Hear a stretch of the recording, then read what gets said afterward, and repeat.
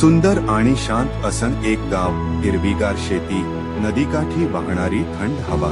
याच गावात राहत होते दोन भाऊ, छगन आणि मगन. त्यांच्या गावातली अडचण, हे भाल मोठं वडाचं झाड. गावकरी चिंतेत होते. मुलांचा रस्ता बंद होणार याची सगळ्यांनाच काळजी होती. छगन आणि मगन योजना करत म्हणाला, थांबा, आम्ही बघतो. जर आपण दोरी बांधून हे झाड योग्य दिशेला ओढलं तर ते सुरक्षितपणे खाली पडेल. मगन पुढे आला.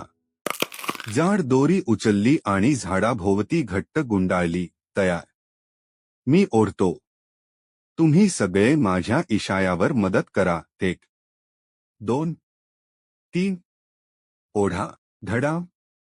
सगळ्यांच्या जोराने झाड सुरक्षित दिशेला कोसळलं आणि रस्ता मोकळा झाला.